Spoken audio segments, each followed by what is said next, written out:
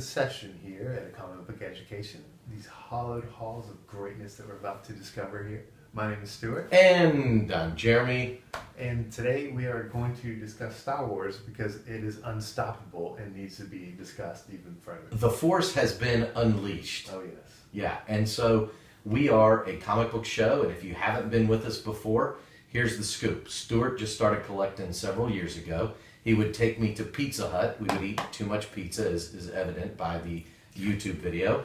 However, he would ask me all kinds of questions about collecting comics, asking about artists and specific story arcs and different characters and companies. And I would share with him everything I've known from my 30 plus years of collecting comics. Even write it down. He would even take notes, that's right.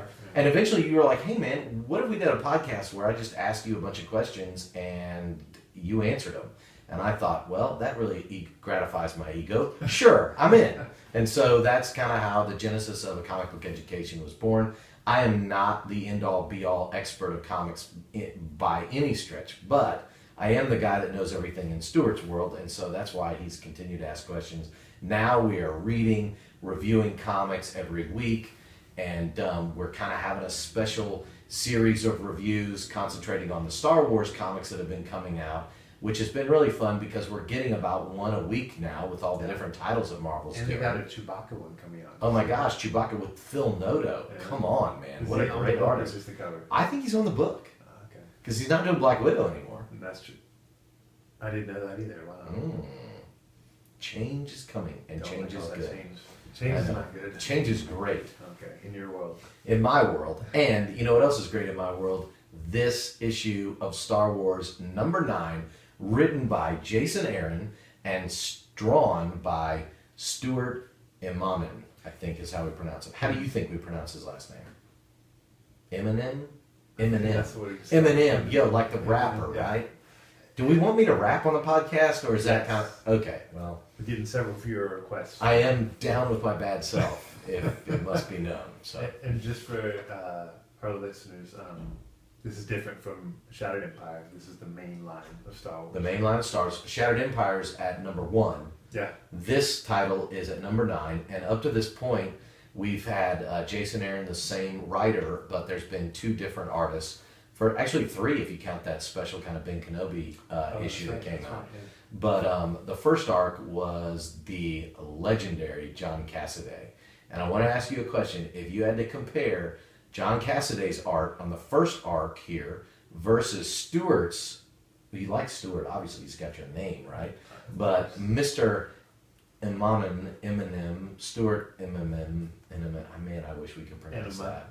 We'll just, you know what? We'll text him. I apologize, Mr. Eminem. We're gonna text. We will hit him with some Twitter after this and find out how to pronounce it. I love John Cassidy and I love this art, so it's hard for me to say. Oh, cool. So you would say they're equally exciting. I would. Awesome. Well, all of these books start with the classic Star Wars scroll. So if you're familiar with the movies, you're gonna feel right at home reading these comics. You get a nice recap, tells you where you're at. They're calling this book 2. Part 2, so Stuart's Immonen's artwork run is being called Book 2, and is where we go, and you get all the nice credits still done in the League Gothic font for Star Wars. Disney and Lucasfilm here. What did you say it was called? This is League Gothic is the font here. League Gothic. Yeah, when you're a graphic design nerd, you catch font stuff too. That's okay. Wow. It didn't matter, but it definitely that's impressive. It definitely evokes the Star Wars feel, though, right? Oh, so every part of this is. This book opens. Oh, I am in awesome guided view mode, and we're about to go to single page mode. Man, this book opens with a double page spread. Yep. And we are watching. I love this. Does this get you excited? Oh yeah. Oh man. This is some parkour action. Yeah, this thing opens on Narshada, and we've talked about Narshada before, and this is actually a location that's been in a lot of expanded universe stuff, from video games to Dark Empires, where it was originally introduced, which was done by Dark Horse Comics and was one of the first kind of great expanded universe comic books. I always loved this. It was called The Smuggler's Moon, and it was like a whole planet full of crazy smugglers, and the Huts lived here, and it was like a gangster paradise. And the fact that Luke is by himself here and has had his lightsaber stolen in a cantina brawl is just awesome to me. So I love this. This panel has got Luke kind of on a rooftop chase with some Quarians, the squid face guys here at the bottom in the shadows, and maybe we should he's do the leaping. guided view. It's so great. It'll look a little better for everyone. Oh, I think as soon as we go to the next big page, it'll be a full page reveal. Cool. So that I think we should stick with it. But yeah, this we can definitely zoom in if you want. I mean, it is some craziness happening here. Him jumping over and around. I love the way Stewart has captured his. Oh, this is page 2. We're going to jump back out of this. The way, and we use Comixology. We both love reading from Comixology. I love the way he's captured Luke's face, is what I was about to say. Definitely. Really feels like Mark Hamill, young Mark Hamill here. This Duros is the race of this thief, this pickpocket, and he's jumped onto and uses this cool Plasma something. I don't know, it's like an electromagnetic glove to kind of stick himself onto another vehicle to escape. And he thinks he's totally gotten away from Luke here, but Luke has the Force, and so he jumps all the way across, grabs a hold of this guy. They end up falling. It's like a pretty big fall, just a crash here. Hopefully, I guess Luke used the Force a little bit to protect himself. This is great. You love that panel. Explain it to the listeners. The baddie says, "You're insane," and Luke looking up says, "No, I'm Skywalker." And it's a great panel. I love the lighting there. Yeah. And really solid. Me too. Let's talk about that comment. I'm a Skywalker. This is Luke not knowing that Darth Vader is his father. Still, this is in between episodes 4 and 5. So the thought process here is kind of cool with Jason Aaron doing the writing. Luke's proud of the Skywalkers because he feels like the Skywalkers battled in the Clone Wars, and his father was a Jedi, and he's got a kind of preconceived notion of and almost a hero complex with Anakin. Because Kenobi lied. Because Ben Kenobi lied, right? Or the truth is from a different point of view. Yeah, and that certain point of view create some problems really that end up come crashing down. And I like the concept that in episode 4 Luke is revering Obi-Wan and has him put into this position, but now in this book we're seeing him revere his father and being proud that he's a Skywalker. How big of a fall then is it when he finds out that his father has become Darth Vader? Oh, yeah. So I think this is some planting of some other story elements that are going to come out with the revelation that the Skywalker name is good, but is also going to be synonymous with evil too. Speaking of planting, my buddy Chris talked to me about Star Wars. Yeah. As he's wont to do, and I love it. He's reading books, and he said that one of them gives a pretty evident indication that Mara Jade's going to be. He thinks Mara Jade's going to be in episode 7, No, or yeah. in these comics, or episode, No, or in the the movie. in the movie. I mean, I've also actually thought I read it was confirmed, but that's kind of cool. And we get it first. It's maybe cool if you like Mara Jade. If you don't like Mara Jade, then it could be Mara Jade, like you name. yeah, I think names and locations are going to be used, but I hope that storylines are abandoned.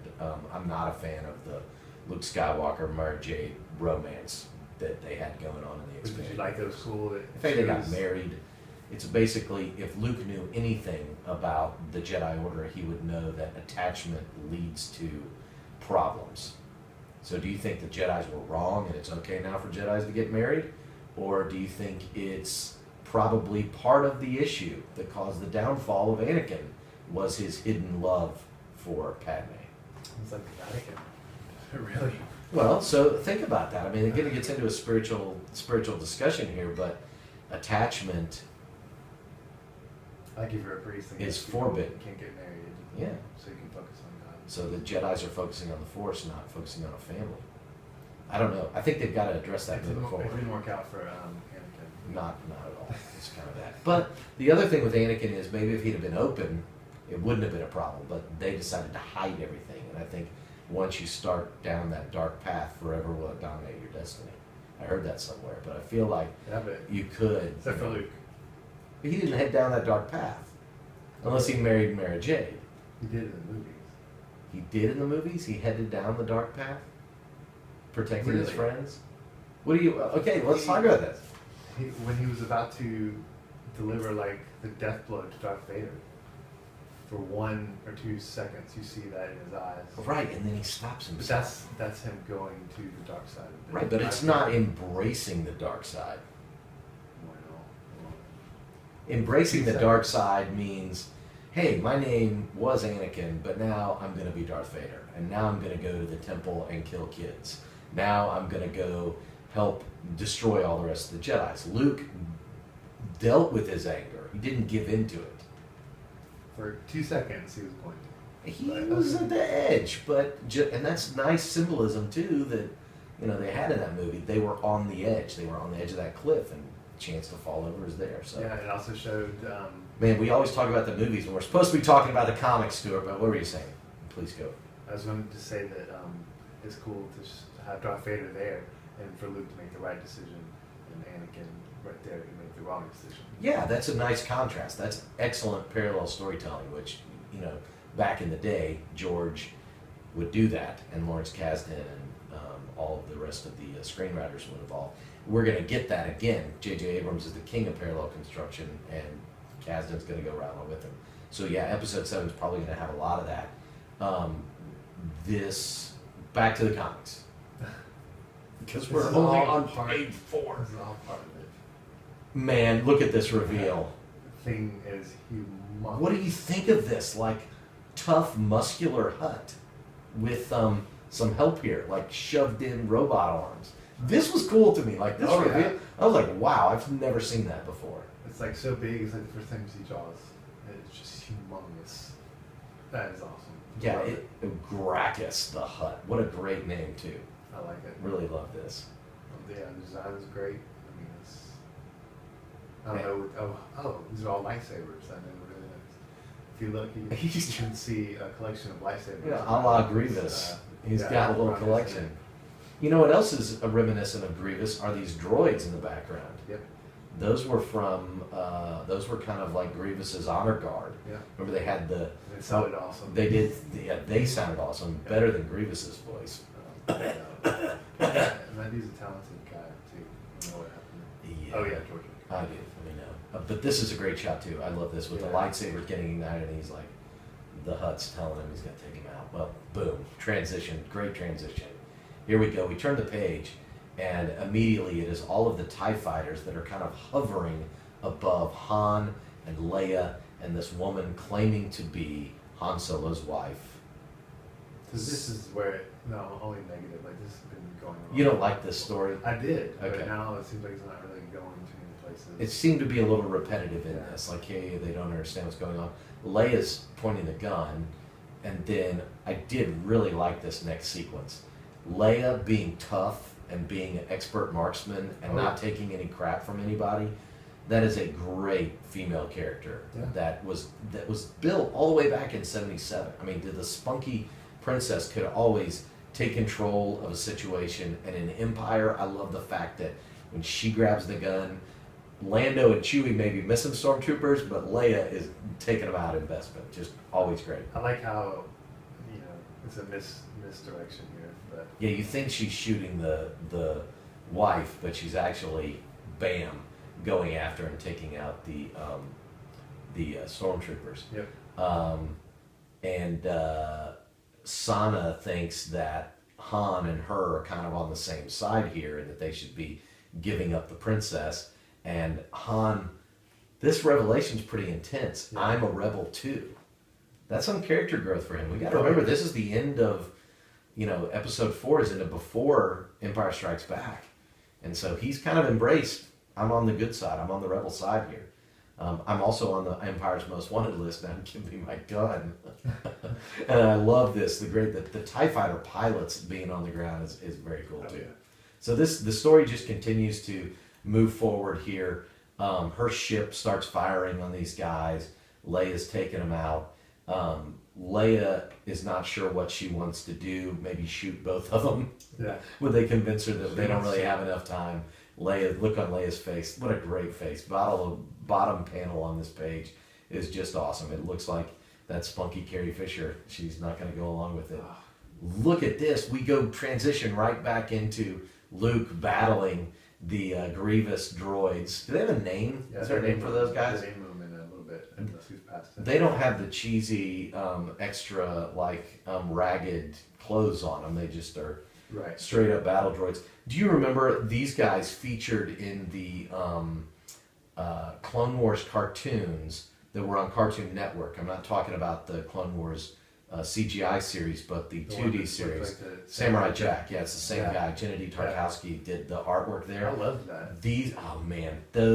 That's what I wanted episodes 2 to be. 2 and 3 to be. Them using their force powers in ways you've never thought of. Oh my gosh, when Yoda's crashing the ships together. Or Mace Windu just takes all the bolts out of the robots. Yeah. There was some really, really clever ways of doing things in those shows, and there were a lot of these guys battling, and Grievous fighting in that too. Luke gets knocked out here, knocked down by these guys. He's not the Jedi that. He's not. He's not there yet. They don't think he's a Jedi anyway. Yeah, they don't think he is at this point. And neither does he. I think he's got. Luke's a little questioning what he's got going on. So. Yeah. I love this big muscular Hut punching the crap out of Luke here, knocking him out. And this sequence now, we're in the middle of the dark, and we don't really know where we're at. Luke doesn't know where we're at. And the Hut is presenting a object with a lot of blue Jedi markings on it. I recognize this as a potential holocron because of the expanded universe stuff. But you don't need to know that to enjoy this book. Right. Do you? Because I didn't know it. You didn't know what a holocron? Have you ever heard of a holocron before? I think so. Something from Transformers. It's a storage device for memories. It's like a recording device, and the Jedis throughout history have used it to teach other Jedis. It comes all the way back to, again, Dark Empire, Tales of the Jedi that the guys wrote here. I've actually got a comic here. It's also like a pensieve for all of those Harry Potter fans out there like me. That's what that stores information too. Yeah. Here, Tales of the Jedi, right here by Tom Veitch. Again, Dark Horse. The holocrons are introduced here.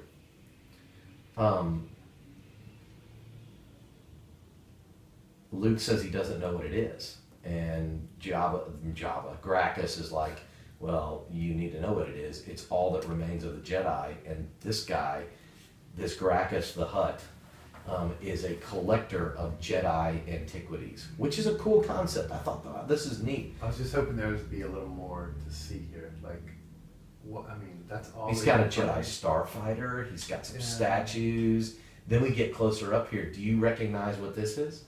Yeah. What is that? You don't know. You're full of crap. Yeah.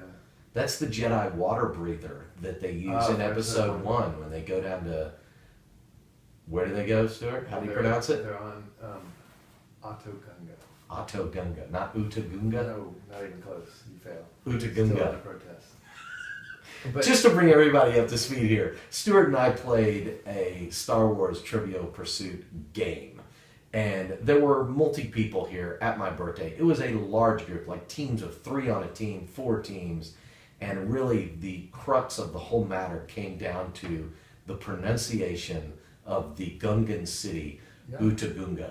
I think you should have it correct, or you don't get the point. So, Ota... I made a big deal out of it, too. You did. It's like... A stink was raised I'm learning, of epic Gungan proportions. Yeah, I'm learning about comics. You were like Boss Nass. There was flagellants in your face. It was awful. Like, I need an education in comics. I don't need one in Star Wars, though. I know wow. that stuff. Did you know what a Jedi holocron was? Yeah. In your face, Utagunga. Anyway, back to the comics. Here we go. He basically says you have the count of 5 to open this Jedi holocron. And I love this next page where it feels very much like Mission Impossible, where they got the gun to his head, and if he can't figure out how to do this, he's trying to use the Force. And I love this. He's concentrating, learning to do this. What a cool design for the bad guy here. I just love how they look. Yeah, they do look great. They look And like coloring is awesome. Yeah, it looks great. Yeah, and that's an old Doug Chiang design from the original episode 2.